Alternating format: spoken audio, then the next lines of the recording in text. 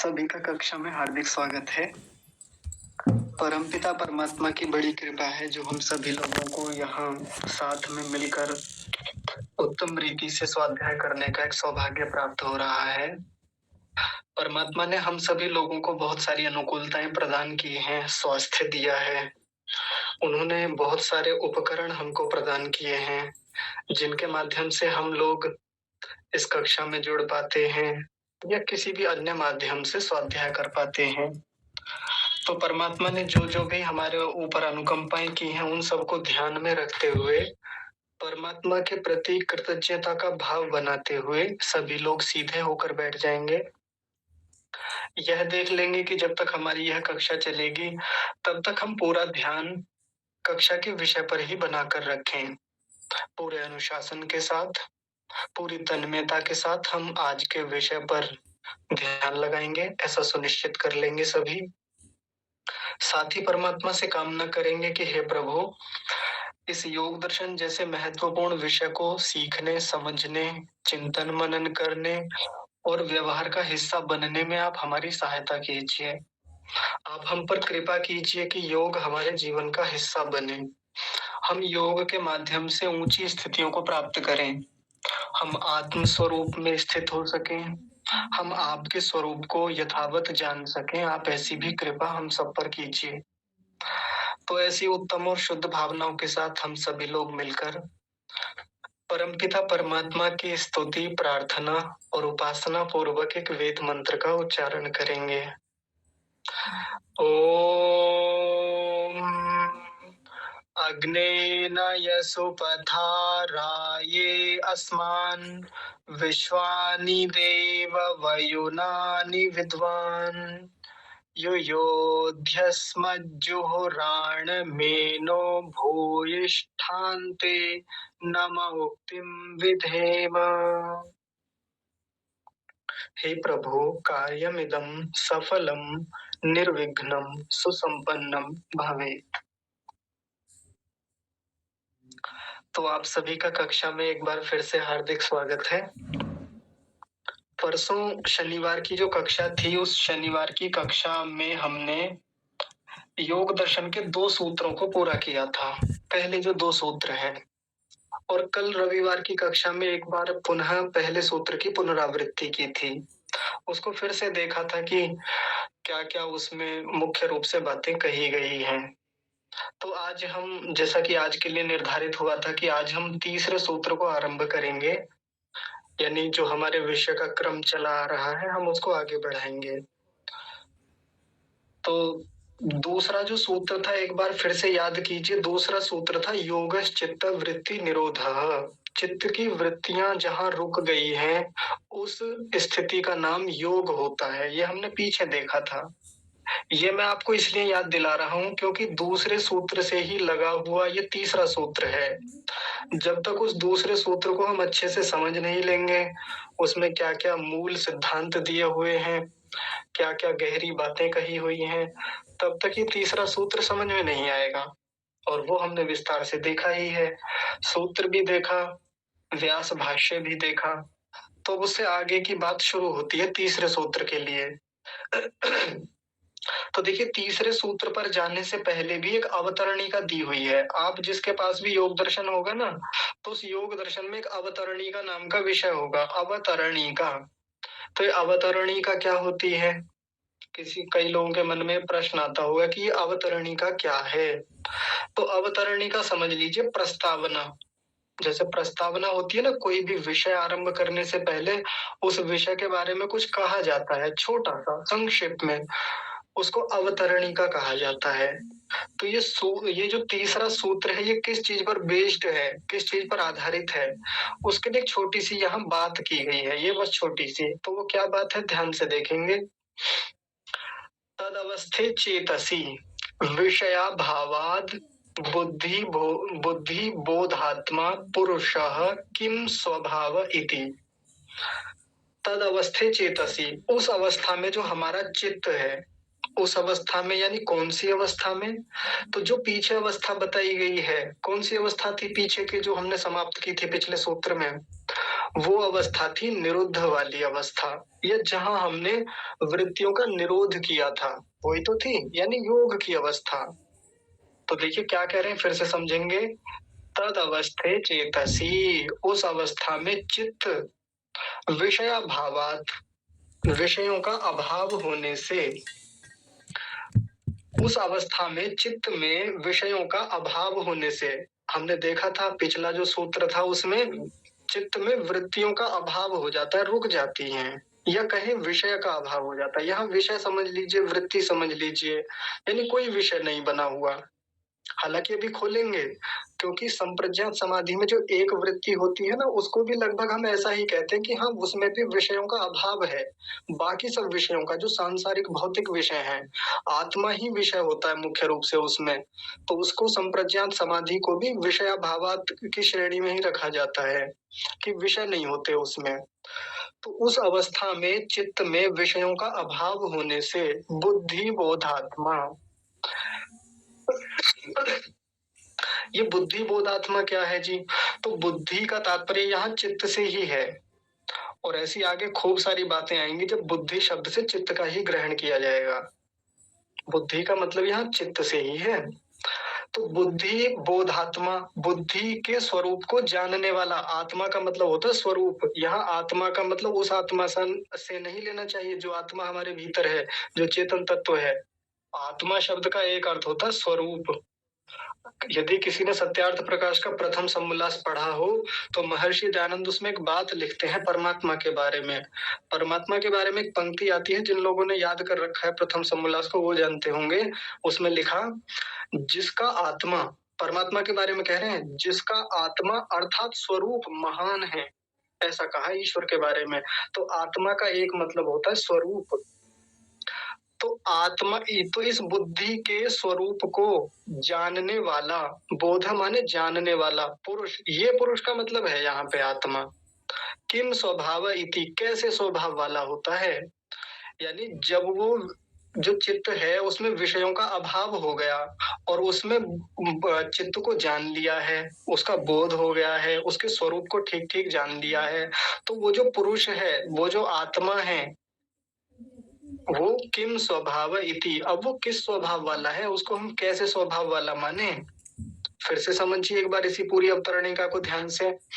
तद अवस्थे चेतसी, वो जो निरुद्ध अवस्था है जिसमें वृत्तियों को रोक लिया है, उस अवस्था में चित्त में, चेतसी चित्त में, विषयाभावात, विषयों का अभाव होने से, क्योंकि विषयों का अभाव हो जाता है, सब प्रकार के जो भी विषय हैं, वृत्तियां हैं, उनको रोक लिया है, तो उस स्थिति में बुद्धि यानी चित्त, चित्त के आत्मा यानी स्वरूप को, बोध माने जानने वाला पुरुष यानी आत्मा जो है, किम स्वभाव इति, कैसा स्वभाव वाला होता है।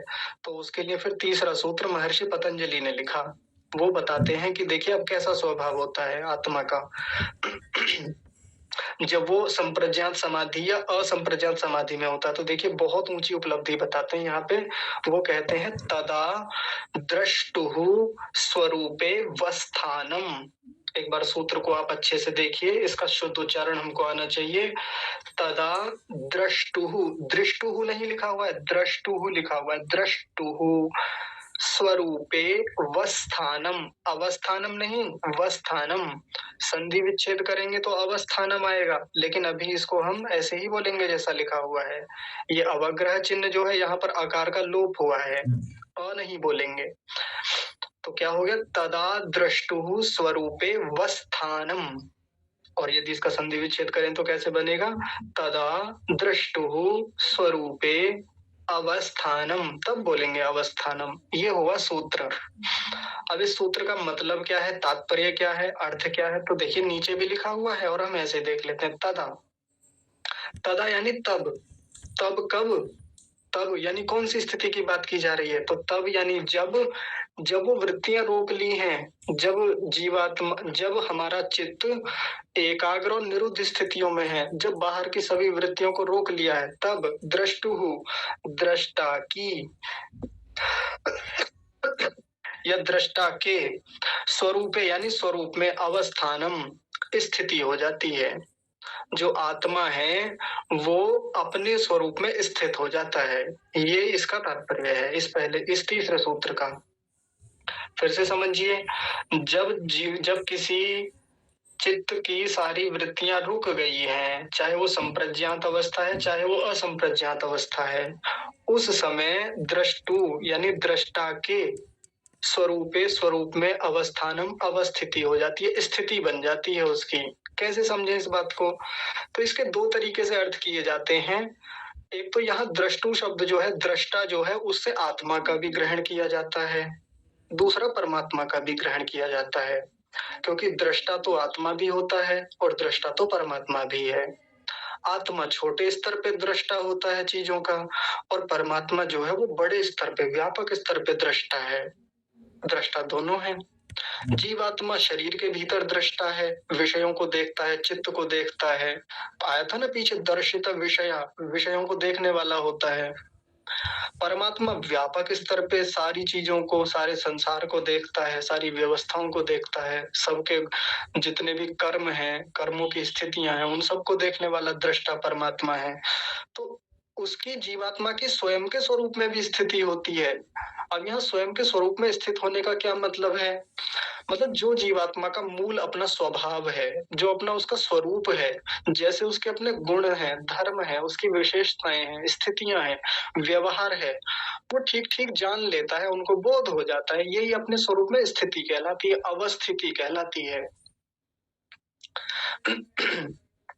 ऐसे ही और आगे बढ़ता है, असंप्रज्ञात स्थिति में जाता है, तब भी उसका अर्थ हम ऐसा ही ले सकते हैं कि जो द्रष्टुहु यानी जो सारे संसार का दृष्टा परमात्मा है, उसके स्वरूप में अवस्थिति हो जाती है। अब परमात्मा के स्वरूप में अवस्थित कैसे होता है जीवात्मा? तो जैसा परमात्मा का ज्ञान है वैसा ही जीवात्मा का भी ज्ञान हो जाता है। अब इसका तात्पर्य ये ना समझे कोई कि जितना जितना परमात्मा जानता है उतना ही आत्मा भी जान लेता है। नहीं, जितना जितना परमात्मा को जानने की एक जीवात्मा को आवश्यकता होती है, जितने को जानने से जीवात्मा का लक्ष्य सिद्ध होता है, उतना जान लेता है। ये परमात्मा के स्वरूप में अवस्थिति कहलाती है। ये जितना आनंद परमात्मा का जीवात्मा को चाहिए उतना आनंद प्राप्त हो जाता है। ये उसके स्वरूप में अवस्थानम अवस्थिति कहलाती है, स्थित हो जाता है। यानी परमात्मा का जितना स्वरूप जानना योग्य है किसी भी जीवात्मा को, उतने स्वरूप को ठीक ठीक जान लेता है। एक तो परमात्मा के स्वरूप को जानना होता है शब्दों से। जैसे मान लीजिए हमने कोई पुस्तक उठाई, सत्यार्थ प्रकाश का प्रथम समोल्लासी उठा लिया, हमने 100 नाम याद कर लिए परमात्मा के, बढ़िया से कंठस्थ कर लिए, चिंतन मनन कर लिया कि हाँ परमात्मा ऐसा भी है, ऐसा भी है और ऐसा भी है। ऐसे करके बहुत सारे हमने नाम कंठस्थ कर रखे हैं, निरुक्तियां कंठस्थ कर रखी हैं। ये तो केवल शब्द से जानना होता है परमात्मा को, केवल शब्द से। अब कोई कहे जी मैंने तो जान लिया परमात्मा को, बचा ही क्या परमात्मा को जानने के लिए? या किसी ने वेद खोल लिया, वेद में से परमात्मा के और नाम उठा लिए, क्योंकि वहां तो बहुत सारे नाम है, हजारों नाम है परमात्मा के। किसी ने व्याकरण की दृष्टि से और सैकड़ों हजारों लाखों नाम परमात्मा के कहीं लिख लिए, याद कर लिए, कंठस्थ कर लिए, खूब चिंतन मनन कर लिया। कोई भी नाम पूछ लो वो खट से बता देते हैं कि जी ये मतलब होता है परमात्मा का। ये परमात्मा को ठीक ठीक जानना नहीं होता। हालांकि ये पहली प्रक्रिया है, ऐसे ही जानना शुरू होता है। लेकिन परमात्मा को यथावत कहाँ जाना जा सकता है? वो तो यही जाना जाएगा जब हम अपनी वृत्तियों का निरोध कर लेते हैं, यानी चित्त की वृत्तियों को रोक लिया जाता है। जब हमारा चित्त पूरी एकाग्र स्थिति में होता है, कोई वृत्तियां नहीं है, वहां परमात्मा का जैसा जैसा स्वरूप है बिल्कुल उसका वैसा वैसा बोध होता है। वो बोध आत्मा जो चित्त आत्मा है, पुरुष है, तब उसकी परमात्मा के स्वरूप में अवस्थिति हो जाती है। और अवस्थिति हो जाने का मतलब वैसा नहीं है, कुछ लोग इसकी एक्सप्लेनेशन देखिए इस प्रकार से करते हैं कि जीवात्मा परमात्मा में जाके अवस्थित हो जाता है, चिपक जाता है, घुल जाता है, वहीं जाके मिल जाता है, प्रलय हो जाता है। कुछ लोग ऐसी भी इसकी अलग तरीके से व्याख्या करते हैं, गलत है ये व्याख्या। जैसे हमारे यहाँ हमारे सनातन धर्मियों में कई बार ये मिथ्या धारणा चलती है कि जीवात्मा तो परमात्मा में जाके मिल जाता है मुक्ति के बाद में, जब उसकी मुक्ति हो जाती है फिर लौट के वापस नहीं आता हमेशा हमेशा के लिए, फिर तो वो परमात्मा में जाके अवस्थित हो जाता है। और इसी सूत्र का हवाला देते हैं, यानी इसी को उदाहरण बना के बात करते हैं लोग जिन्होंने केवल शुरू शुरू में योग दर्शन पढ़ लिया मोटा मोटा, बस ऐसे ही ऊपर से देख के चले गए, तो फिर कह देते हैं कि देखो लिखा हुआ है, आप ही के योग दर्शन में लिखा हुआ है कि वो जो आत्मा है वो परमात्मा के स्वरूप में अवस्थित हो जाता है। ऐसी बातें कह देते हैं इसके आधार पे। तो परमात्मा में जाके घुलता मिलता नहीं है, परमात्मा में जाके मिल नहीं जाता, क्योंकि पीछे हमने देखा था पिछले ही सूत्र में आत्मा का एक गुण होता है अप्रतिसंक्रमा। इसीलिए ऋषि ने बता दिया था पिछले सूत्र में कि आत्मा अप्रतिसंक्रमा है, किसी में जाके मिलता नहीं है, घुलता नहीं है, उसके जैसा नहीं हो जाता, तदाकार नहीं होता। यहाँ परमात्मा में अवस्थिति होने का मतलब है कि परमात्मा को यथावत जानता है, वो उस स्थिति में जाके उसका बोध होता है उसको, बस इतना सा मामला है। तो ये हुआ सूत्र का अर्थ। और अब व्यास भाष्य देखते हैं। देखिए व्यास भाष्य बस इतना सा ही है, एक पंक्ति का। इस तीसरे सूत्र का व्यास भाष्य इतना सही है, जैसे आपने पिछले सूत्र में देखा था बड़ा व्यास भाष्य था, लेकिन यहाँ तीसरे सूत्र का व्यास भाष्य बस एक पंक्ति का है। लेकिन जितना भी है आइए देखते हैं क्या कह रहे हैं। इसमें कह रहे हैं स्वरूप प्रतिष्ठा तदानीम चिति शक्ति ही यथा कैवल्ये। देखिए बहुत महत्वपूर्ण बात बता रहे हैं, जो अभी ऊपर बताई थी उसको और आगे थोड़ा सा खोल रहे हैं।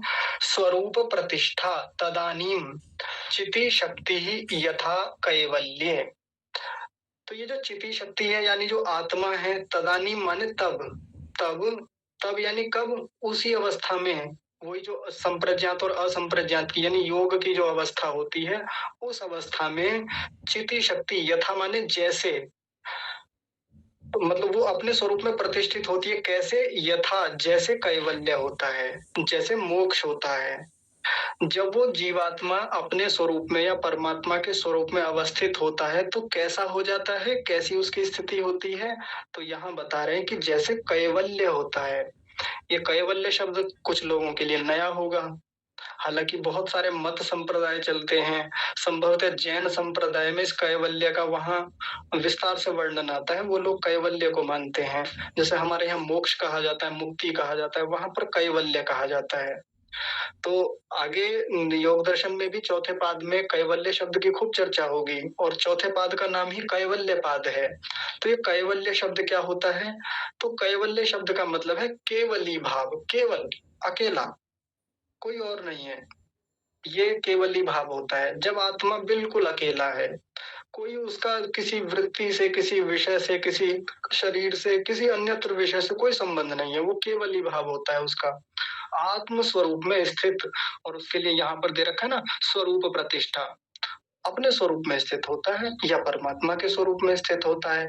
परमात्मा के स्वरूप में स्थित होने पर भी कैवली भाव होता है उसका, अकेला होता है उस समय भी, कोई और विषय साथ नहीं है, कोई भौतिक विषय उसके साथ नहीं है, किसी प्रकार का कोई बंधन नहीं है, किसी प्रकार से कोई आवागमन नहीं है उसका, अब अपने साथ है।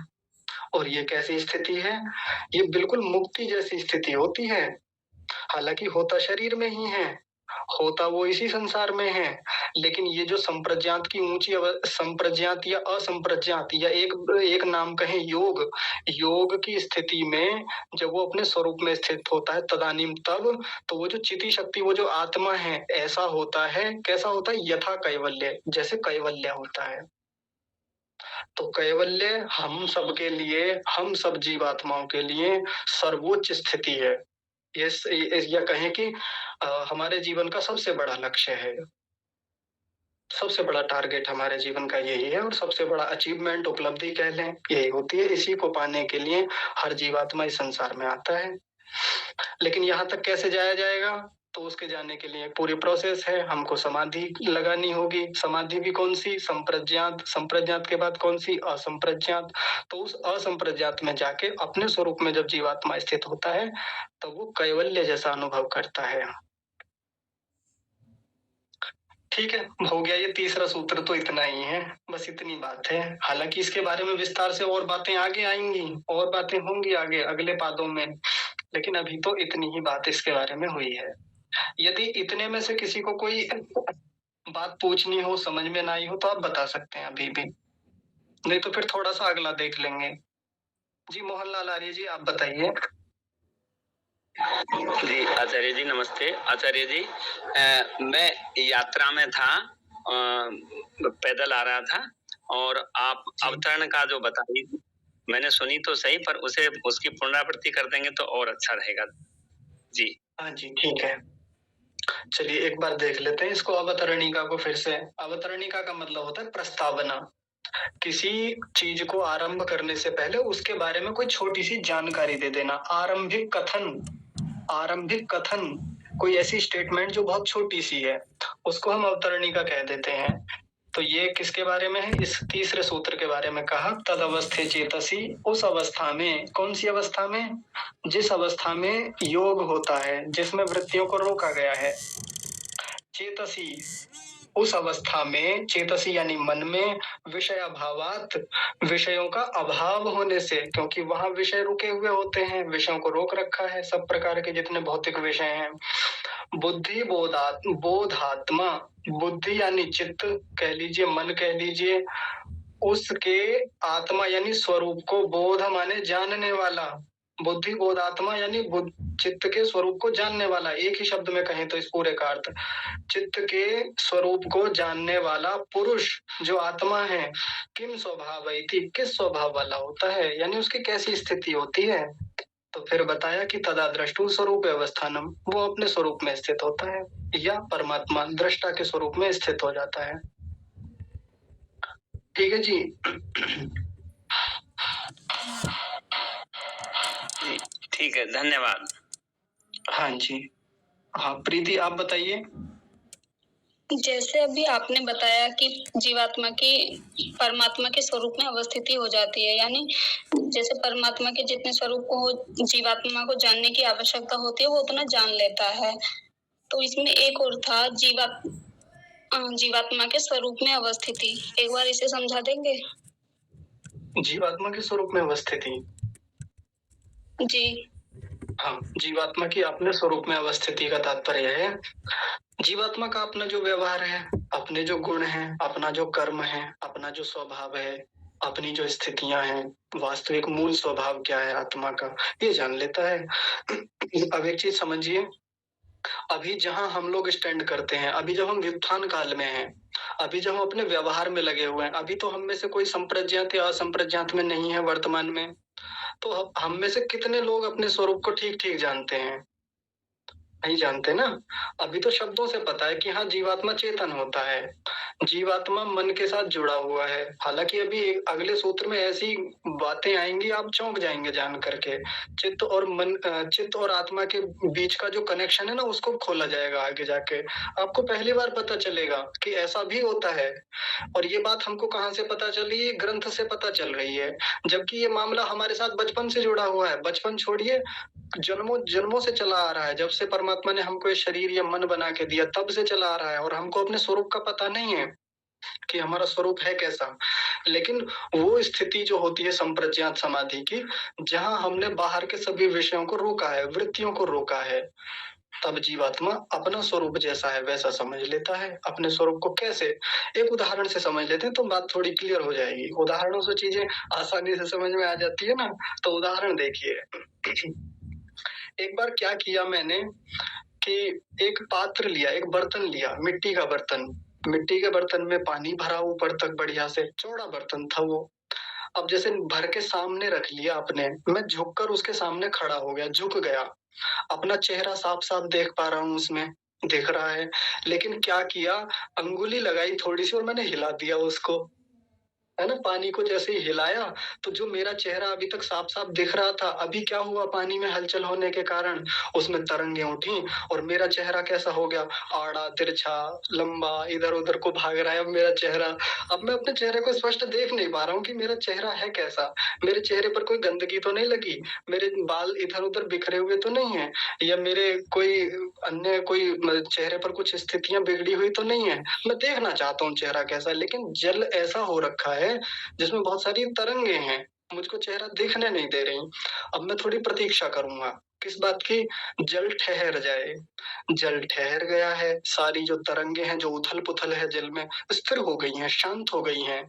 मैं फिर से आके झुक के देखा मैंने, चेहरा एकदम स्पष्ट, साफ दिख रहा है बढ़िया से, धूम-धाम से। और जो चेहरे पर कहीं कुछ लगा हुआ है, बाल बिखरे हुए हैं, एक-एक बाल तक साफ दिख रहा है जल में। जल वही है पहले वाला, थोड़ी तरंगे आ गई थीं, स्वरूप ठीक से दिखा नहीं मुझे अपना चेहरे का स्वरूप। स्थिर होने दिया, वो जो चंचलता है उस जल में, या मैं भी बार-बार हिल-डुल रहा था, वो भी रोक लिया। मैंने अपने आप को भी स्थिर किया था। देखिए, अपने चेहरे को भी स्थिर किया, जल को भी स्थिर होने दिया, तो अब चेहरा साफ-साफ दिख रहा है। वैसे ही हम रहते तो अपने साथ ही हैं, आत्मा अपने साथ ही रहता है, लेकिन अपने स्वरूप में स्थित नहीं होता। क्यों नहीं होता? क्योंकि हलचलें बहुत हैं हमारे जीवन में, तरंगे बहुत हैं हमारे चित्त में, हमारे मन में, चंचलता बहुत है हमारे चित्त में। वो तरंगों को चंचलता कहेंगे, वृत्तियाँ कहेंगे। जैसे वो जल में तरंगे हो रही है ना ऊपर-नीचे, वैसे ही हमारे चित्त में भी तरंगे हैं, यानी वृत्तियाँ हैं। इतनी वृत्तियाँ चलती रहती हैं, हम रोक नहीं पाते उन वृत्तियों को। ध्यान में बैठ के अभ्यास से रोकते हैं, एक साधक रोकता है उन वृत्तियों को। पहले एक वृत्ति बनाता है, फिर सबको रोकता है, फिर उस एक वृत्ति को भी रोकता है। तो जब वो एक वृत्ति बना लेता है, उस स्थिति का नाम संप्रज्ञात समाधि होता है। अब जब बना ली संप्रज्ञात समाधि, अब अपने स्वरूप में स्थित होता है, जिसके लिए यहाँ वो शब्द आया था, देखिए। ये आया था ना, स्वरूप प्रतिष्ठा, अपने स्वरूप में स्थित होता है फिर वो चिति शक्ति यानी जीवात्मा। फिर उसको अपने गुण, कर्म, स्वभाव, स्थितियाँ, व्यवहार, जो भी कुछ भीतर चलता है, सब कुछ स्पष्ट दिखता है, सब कुछ का बोध हो जाता है बढ़िया से। जैसे पानी को ठहरने दिया था और फिर चेहरा साफ दिख गया था, वैसे ही मन को ठहरा लिया है, मन को स्थिर कर लिया है, वृत्तियों को रोक दिया है, बांध दिया है। अब देखिए अच्छे से जीवात्मा अपने स्वरूप में स्थित हो जाता है। इससे बढ़िया उदाहरण कोई मिलेगा क्या? कहीं नहीं मिलेगा। ठीक है। हाँ जी। दीप्तिका माता जी, आप बताइए। नमस्ते आचार्य जी। नमस्ते माता जी। आचार्य जी, अभी अभी आपने जो कैवल्य की स्थिति के बारे में बोला था, जी। वो जैन संप्रदाय में ये चलती है, ऐसे ही कुछ बोला जैन हाँ, मैं थोड़ा इस बारे में बोलना चाहता हूँ। जैन संप्रदाय तो वो तो उनका जो दर्शन है, वो दर्शन तो ईश्वर को नहीं मानते, ऐसे कुछ मुझे पता है।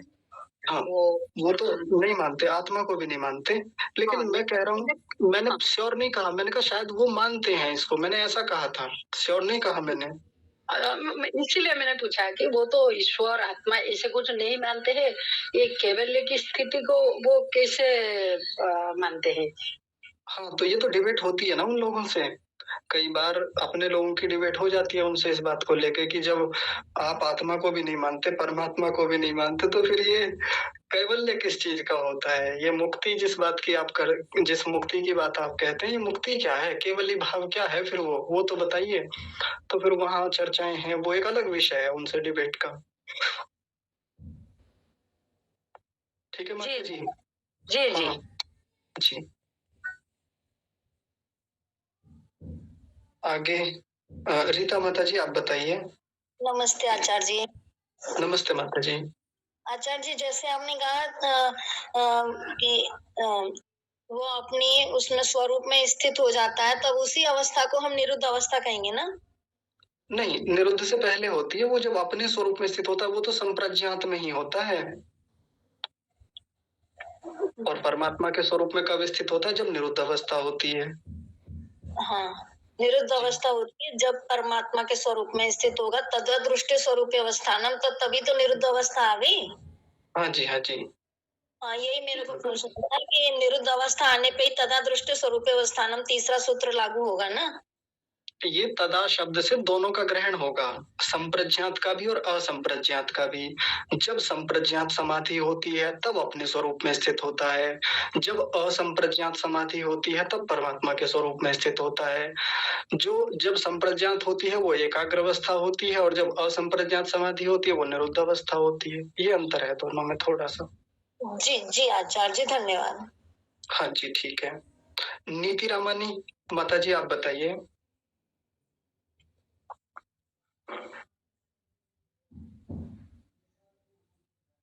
जी बताइए। चलिए मीरा, आप बताइए बिटिया। जी नमस्ते आचार्य जी। नमस्ते बिटिया।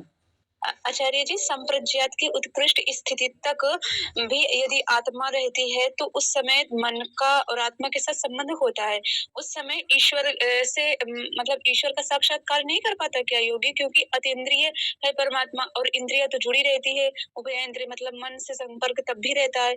तो जब तक मन हट नहीं जाता, मतलब मन का कार्य बंद नहीं हो जाता, तब तक ईश्वर का कोई थोड़ा सा भी दर्शन नहीं होता आचार्य जी संप्रज्ञात समाधि में, क्योंकि संप्रज्ञात होता। समाधि के अंतर्गत तो मन ही रहता है। हाँ, नहीं होता। देखिए, अनुभूति होती है, अनुभूतियां तो हम सब लोगों को भी होती हैं। हम सब कह देते हैं जी मुझे तो अनुभूतियां होती हैं परमात्मा की। मैं तो मानता हूँ जी परमात्मा को, आप भले ही ना मानो, हम तो मानते हैं, क्योंकि हमें अनुभूति होती है कि है कोई ना कोई शक्ति तो है। तो ये अनुभूतियां उसके स्वरूप में स्थित होना नहीं होता। जब हमको आनंद होता है भीतर से, हमको एक ऐसी स्थिति होती है कि हाँ, भीतर से कोई प्रेरणा करता है, कोई है हमारे साथ, कोई हमारी रक्षा कर रहा है। ये परमात्मा के स्वरूप में स्थित होना नहीं है। परमात्मा के स्वरूप में स्थित होना तो वो असंप्रज्ञात की ऊंची स्थिति है, जब ठीक ठीक बोध होता है परमात्मा का, सच में उसका आनंद होता है। अभी हम व्यवहार में कह देते हैं कि भाई बड़ा आनंद आ रहा है, आज उपासना में बड़ा आनंद आया, सच में आनंद है नहीं वो। उस बड़े सुख को, वो सत्वगुण का सुख होता है। देखिए ध्यान से सुनिए, बहुत गहरी बात है। जब हम संप्रज्ञात समाधि की ऊंची ऊंची स्थितियों में होते हैं, या अच्छा ध्यान किसी का लग रहा है बढ़िया से, कोई व्यक्ति ध्यान में जाता है, एकाग्रता बन जाती है, और वहां पूरी तन्मयता से ईश्वर के गुण कर्म स्वभावों पे चिंतन करता है, तो वहां से उसको बड़ा सुख होता है भीतर से, और उठ के क्या कहता है किसी साधक से, आज ना बड़ा आनंद आया, परमात्मा का आनंद मैंने महसूस किया है। कि परमात्मा का आनंद क्या होता है? आनंद नहीं है, आनंद तो असंप्रज्ञात में ही मिलने वाला है, और वो बहुत गहरी चीज है, बहुत ऊंचे स्तर की चीज है, बहुत मधुर है वो। जैसे एक व्यक्ति ने थोड़ा सा मोतीचूर का लड्डू खा के कहा कि अरे बहुत मीठा था लड्डू, बहुत बहुत ही मीठा था आज जो मैंने खाया। एक दिन गन्ना खिला दिया उसको, तो फिर कहने लगा अरे ये तो गन्ना तो उससे भी मीठा है। एक दिन शहद खिला दिया, तो कहने लगा इसके सामने तो वो लड्डू तो कुछ भी नहीं था मोतीचूर का, वास्तव में मीठापन तो ये है। उसको कोई और ऊंचे स्तर का मीठा खिला दिया, मिश्री खिला दी मान लीजिए, तब पता चला कि मीठा तो और भी कुछ होता है। तो जैसे वहां मीठे का मतलब केवल वो मीठा नहीं होता जो हमने शुरू में चख लिया था, मीठे में उसमें भी आनंद आया था, मोतीचूर के लड्डू में भी, लेकिन आगे जाके जो और मीठे हैं वो उनकी ऊंची स्थितियां और हैं। तो जिसको हम सुख मान रहे हैं संप्रज्ञात समाधि में, एकाग्र अवस्था में, वो सुख नहीं है, वो तो सत्वगुण का सुख होता है, क्योंकि सत्वगुण की ऊंची स्थितियां हमको सुख देती हैं। व्यवहार काल में भी जब हम सत्वगुण से युक्त होते हैं, हमारा सत्वगुण उभार पे होता है, तब हम बहुत सुखी दिखते हैं, हम बहुत प्रसन्न रहते हैं। तो वहां परमात्मा का कोई साक्षात्कार नहीं है। हाँ, सामान्य अनुभूतियां होती रहती हैं परमात्मा के स्वरूप के बारे में, शाब्दिक रूप से हम और गहरा ज्ञान अर्जित करते हैं, थोड़ा थोड़ा बोध होता रहता है परमात्मा का, लेकिन संप्रज्ञात समाधि तक भी परमात्मा जिज्ञासा विषय है ही नहीं। आपने देखा होगा, आगे पढ़ा होगा, आपने तो पढ़ रखा है ना, कि इस संप्रज्ञात समाधि में आत्मा के लिए परमात्मा जिज्ञास्य विषय यानी जानने योग्य विषय है ही नहीं। वो जिज्ञास्य विषय तो वो असंप्रज्ञात समाधि में जाके बनता है। तो संप्रज्ञात समाधि में जिज्ञास्य विषय कौन से हैं? तो कल परसों बताया था हमने। पंचमहाभूत, इंद्रियां, तन्मात्राएं और स्वयं आत्मा, जिसमें वो वितर्क विचार नंदास्मिता रूपानुगमात संप्रज्ञात समाधि के 4 भेद बता के कहा था। बता रही है कुछ समझ में? जी आचार्य जी, बस मैं यही जानना चाहती थी कि संप्रज्ञात के अंतिम स्टेज में ये बात थोड़ी स्पष्ट हल्का सा कही गई थी कि आत्मा अपने स्वरूप को तो जान लेता है, परमात्मा के स्वरूप को भी थोड़ा जान लेता है। मतलब इस स्थिति को मैं जानना चाहती थी, क्या इंद्रिय भी साथ रहे, मतलब उभय इंद्रिय तो साथ रहती ही है, क्या उस स्थिति में भी परमात्मा को जान लेता है? तो जानना शब्द के माध्यम से होता है कि अनुभव के स्तर पर होता है? बस ये क्लियर करना चाहती थी। हाँ बिल्कुल, जानने का यहाँ अर्थ उसी रूप में है, अनुभव के आधार पे, साक्षात्कार के आधार पे। जी सागर भाई जी, आप बताइए। नमस्ते भैया। भैया संभवतः नमस्ते। वो प्रीति दीदी ने एक प्रश्न पूछा था, पता नहीं उस समय तो मैं प्रश्न सुन नहीं पाया था, मगर उससे पहले मेरा एक प्रश्न था, जैसे कि बुद्धि बोधात्मा पुरुष, तो भैया ये जो बुद्धि बोधात्मा है, मुझे इसको समझना था। तो जो आपने प्रीति दीदी को समझा था, ये वही चीजें की अलग है? नहीं, उससे अलग है थोड़ी सी। बुद्धि बोधात्मा ये हमने पीछे देखा था पिछले सूत्र में कि जब वो इस चित्त में विषय रुक जाते हैं, तब वो चित्त को जानने वाला होता है वो आत्मा। बुद्धि का मतलब यहाँ चित्त से है, यहाँ बुद्धि का मतलब वो बुद्धि नहीं है जो हमारे भीतर एक बुद्धि तत्व है अंतःकरण में, जो हमको निश्चय कराता है। यहाँ बुद्धि का मतलब मन से ही लिया जाता है, चित्त से ही लिया जाता है। तो बुद्धि के आत्मा, और यहाँ आत्मा का मतलब ये वाला आत्मा नहीं है, आत्मा का मतलब स्वरूप होता है। तो बुद्धि का स्वरूप, बुद्धि आत्मा मतलब बुद्धि का स्वरूप, और बोध माने जानने वाला। तो बुद्धि बोधात्मा का पूरा अर्थ निकालना हो एक बार में तो बनेगा कि चित्त के स्वरूप को जानने वाला, या बुद्धि के स्वरूप को जानने वाला पुरुष। और ये पुरुष कौन सा पुरुष? आत्मा। इसका मतलब है आत्मा जो भीतर पुरुष होता है हमारे, वो किस स्वभाव वाला है? क्योंकि इसने जान लिया है अपने चित्त को अच्छे से। पीछे बताया था ना कि चित्त को जान लेता है जब वो अपने पूरे स्वरूप में स्थित होता है चित्त भी। बात आई कुछ समझ में? जी भैया, मैं समझ गया, आपका बहुत धन्यवाद। अर्थात जो बुद्धि का वास्तविक स्वरूप है, जो वास्तव में उसका असली स्वरूप है, उसको जानने वाला वो पुरुष, वो आत्मा है। हाँ जी बिल्कुल। और इसने पहले ही जान लिया है इस चीज को, जब पिछले सूत्र में बताया था। यानी जब संप्रज्ञात में पहुंचता है ना, तो वहां एक स्थिति आती है आनंदानुगत संप्रज्ञात समाधि। तो आनंदानुगत संप्रज्ञात समाधि तक जाते जाते जीवात्मा को ये मन का, इंद्रियों का, सबका साक्षात्कार हो जाता है बढ़िया से। उसी स्थिति को कहा बुद्धि बोधात्मा पुरुषः। समझेंगे इसको, आगे समझेंगे, आगे आएगा इसका भी एक वर्णन अभी। जी धन्यवाद भैया जी। हाँ जी ठीक है। BS चौधरी जी, आप बताइए श्रीमान जी। आचार्य जी नमस्ते। नमस्ते जी। आचार्य जी, संप्रज्ञात समाधि में आत्मा को अपने स्वरूप का ज्ञान हो जाता है जी।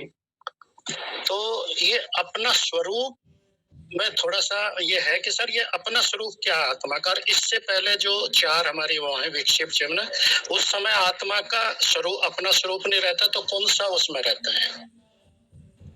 हाँ, अब वो अगले सूत्र में तो बताएंगे कि जब अपने स्वरूप में नहीं रहता तो फिर कहाँ रहता है। अगले सूत्र आ रहा है, इसी की चर्चा वहां होगी। वृत्ति सा रूपियम इतरत्र, फिर वृत्तियों के जैसा होता है आत्मा, जैसे तो ये आ रही। जी आचार्य, थोड़ा स्वरूप के उसमें थोड़ा सा विस्तार वो करेंगे कि स्वरूप क्या है आत्मा का? हाँ, मैं बता देता हूँ स्वरूप का मतलब क्या है। स्वरूप का मतलब स्व जमा रूप, यानी अपना रूप।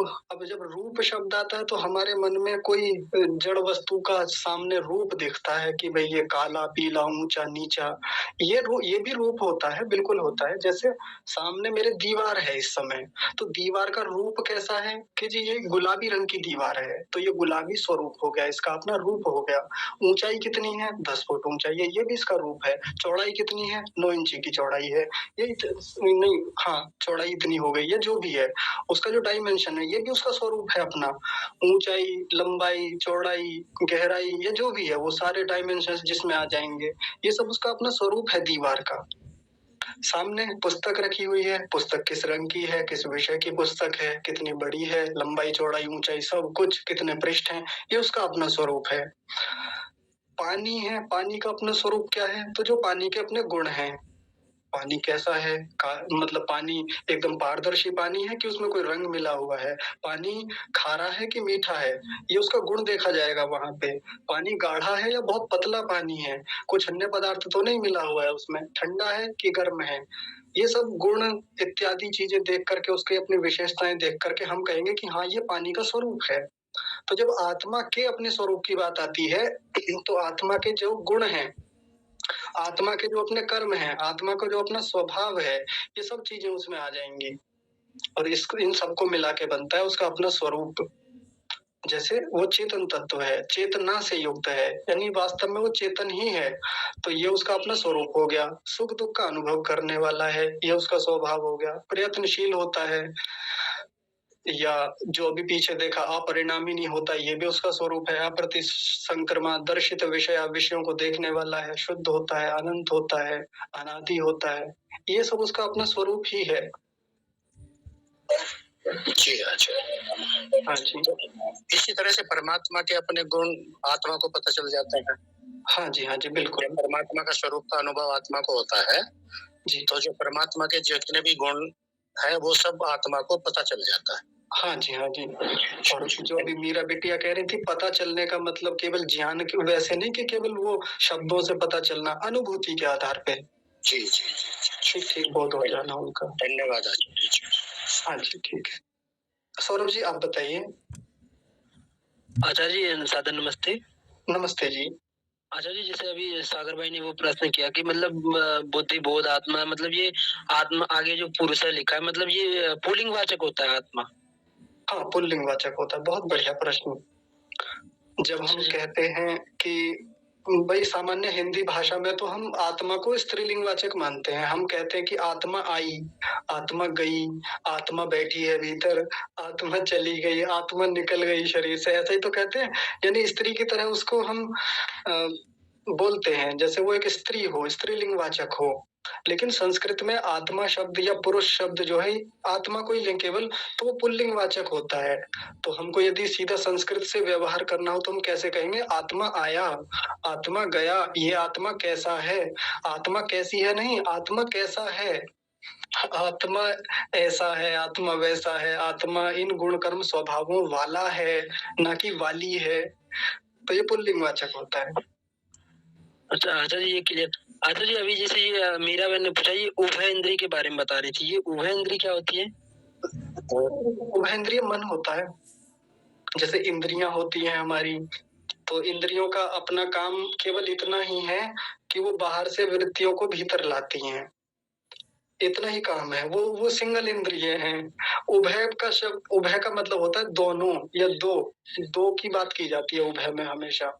जैसे आपने उभयचर प्राणी सुने होंगे। उभयचर, एक तो होते हैं नभचर, एक होते हैं जलचर, एक होते हैं थलचर, एक होते हैं उभयचर। उभयचर प्राणी कौन से होते हैं? जो जल में और थल में दोनों में रहते हैं, उनको उभयचर कहते हैं। जैसे मेंढक होता है, जल में भी रहता है, थल में भी रहता है। आपने बत्तख देखी होगी, बत्तख जल में भी चली जाती है, भीतर भी चली जाती है पानी में, और बाहर थल में तो वो घूमती ही है।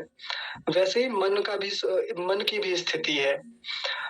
मन का अपना एक इस प्रकार का व्यवहार भी है कि वो आत्मा से भी जुड़ा हुआ है सीधे सीधे, और इंद्रियों से भी जुड़ा हुआ है। उसकी दोनों तरफ वृत्तियां चलती हैं।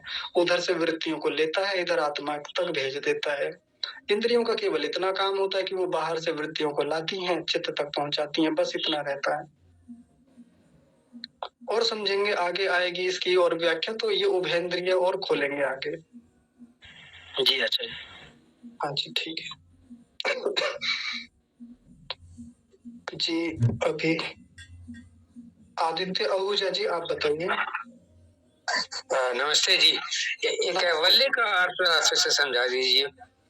हाँ, कैवल्य शब्द को वैसे तो और खोलेंगे आगे चल के, लेकिन अभी इतना ही समझ ले संक्षेप में। कैवल्य जैसे एक केवल शब्द आपने सुना होगा, केवल से ही बना है कैवल्य। अब जब केवल की बात की जाती है तो जैसे हमने कहा, रुक जाइए तनिक में थोड़ा स्पष्टता से लिख दूं। ये केवल शब्द हमने खूब सुना है। जैसे मैंने किसी से कहा कि भाई पुस्तकें लेके आओ, और सत्यार्थ प्रकाश पुस्तकें लेके आना, सत्यार्थ प्रकाश की पुस्तकें लेके आना, मैंने ऐसे कहा। अब उस व्यक्ति ने सत्यार्थ प्रकाश भी ले आया, ऋग्वेद आदि भाष्य भूमिका भी, पंच महायज्ञ विधि भी, संस्कार विधि भी उठा लाया।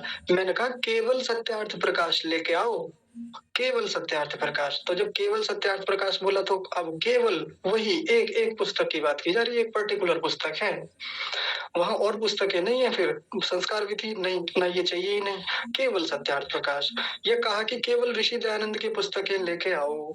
तो अब ऋषि दयानंद की जितनी पुस्तकें बस वो, किसी और ऋषि की नहीं, पतंजलि ऋषि की कोई पुस्तक नहीं मांगी गई, केवल एक। केवल का मतलब एक, अकेला, वही उसी भाव से देखेंगे। तो ये कैवल्य शब्द या केवल शब्द जो होता है, ये उस स्थिति को यहाँ प्रेजेंट कर रहा है जब आत्मा अपने स्वरूप में स्थित होता है। अब कोई विषय नहीं है, अब उसका चित्त के साथ सीधा कोई कनेक्शन नहीं है, या कोई ऐसी स्थिति नहीं है कि जब वो विषयों से जुड़ा हुआ है, भौतिक विषयों से जुड़ा हुआ है, प्रकृति से जुड़ा हुआ है, या किसी और अन्य विषय के साथ वो संलग्न है। अब वो अपने स्वरूप में स्थित है, अब केवल अपने आप को जान रहा है। तो ऊंची स्थिति है। हालांकि जिस बात को मैं केवल बोल के समझा रहा हूँ, ये बात ऐसे एक्सप्रेस करने वाली होती भी नहीं है। इसको अनुभव के आधार पे तो देखा जा सकता है। जैसे गुड़ का स्वाद कैसा होता है, मीठा, वो बोल के मीठे को बता नहीं सकते, बोल करके उसको चख के ही बताया जा सकता है। तो वैसे वो केवल ही भाव जो है, जब जीवात्मा अपने स्वरूप में स्थित होता है, कोई और है ही नहीं उसके साथ अब। और ये शरीर में रहते हुए भी हो सकता है और बाद में शरीर छोड़ने के बाद तो मुक्ति की अवस्था में होता ही है ये। तो उसको कहा कैवल्य या केवल। धन्यवाद जी। हाँ जी जी, नीति माता जी आप बताइए, आपने माइक खोला था अभी। हाँ, अब वो क्षमा चाहती हूँ, वो माइक खोलना रह गया था, इसीलिए आपने नाम तो बोला था। नमस्ते जी। अब इसका जो भाषानुवाद दिया है ना, उसमें तीसरी लाइन में दिया है कि चित्त के बाह्य संपर्क से रहित होने से जीवात्मा त्रिगुणातीत हो जाता है। तो त्रिगुणातीत का अर्थ जरा समझाने की कृपा करेंगे। माता जी आपने कहाँ से बोला ये? ये इसका जो तीसरी में भाषानुवाद दिया है ना, व्यास भाष्य लिखा है, उसका भाषानुवाद दिया है। नहीं, आप कहाँ से बोल रहे हैं मुझे नहीं पता। मीन्स बुक कौन सी बुक में से ऐसा बोल रहे हैं कि कहाँ से? हाँ, पुस्तक बताइए ना, पुस्तक कौन सा है? मेरा आचार्य राजवीर शास्त्री का है भाष्यकार। हाँ जी ठीक है, मैं खोल लेता हूँ। हाँ जी।